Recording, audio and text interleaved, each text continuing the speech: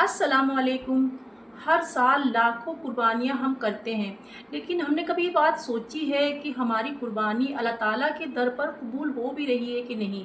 क्योंकि अल्लाह ताला कुरान में फरमाते हैं, अल्लाह तक ना उसका गोश्त पहुँचता है और ना खून, बल्कि अल्लाह तक जो चीज़ पहुँचती है वो है तुम्हारा तकवा और तुम्हारी परहेज़गारी। यानी कि जानवर को ज़िबा करना ही सब कुछ नहीं है, मेन होता है आपकी नीयत, आपका इखलास, आपका खुलूस। अल्लाह ताला के वहाँ ये अहम। आजकल के टाइम में लोगों ने हर एक चीज़ को, यहाँ तक कि कुर्बानी को भी फ़ैशन बना दिया है कि लोग कोशिश करते हैं कि ऊँची से ऊँचा, महँगे से महँगा, मतलब एक दूसरे के कंपेयर करते हैं कि मेरा उनसे अच्छा बकरा होना चाहिए और उसकी फ़ोटो डालेंगे सोशल मीडिया पर और ज़्यादा से ज़्यादा मतलब लोगों को दिखावा करते हैं।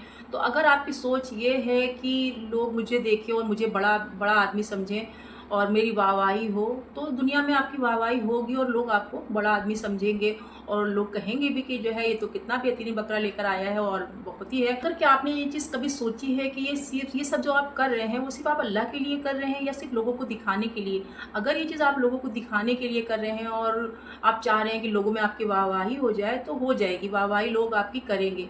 पर इसमें फिर अल्लाह ताला के वहाँ इसमें कोई, अल्लाह ताला की तरफ से हमें कोई हिस्सा और कोई उसका अजर नहीं मिलेगा, क्योंकि जिस चीज़ के लिए हमने मतलब ये कुर्बानी की थी कि हमारी लोग वाहवाही करें और लोग हमको बड़ा समझें, तो वो चीज़ तो हमारी दुनिया में मिल चुकी है। तो फिर हमारा यहीं के यहीं हमारा जो भी उसका फ़ायदा था वो हमें यहीं मिल चुका है। अल्लाह ताला के हमारा इस चीज़ का कोई हिस्सा नहीं होगा।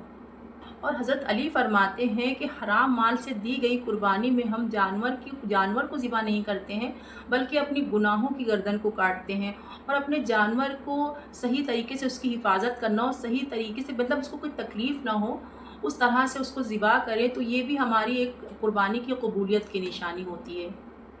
और अगर कुर्बानी के बाद आप दूसरों को छोटा समझ रहे हैं, यानी कि बहुत से लोग सोचते हैं ना कि मेरा तो बकरा बहुत हैवी था, बहुत हेल्दी था और बहुत ज़्यादा महंगा था, इनका तो बहुत ही सस्ता था और बहुत कमज़ोर सा लग रहा है और बहुत ज़्यादा सस्ता लाए होंगे। अगर इस तरह की सोच आप रखते हैं ना, तो आप ये चीज़ आप याद रखिए कि आपने सिर्फ़ अपने कुर्बानी नहीं की, आपने सिर्फ़ खाल उतारी है और अल्लाह ताला के यहाँ इस चीज़ का कोई अजर आपको नहीं मिलने वाला है।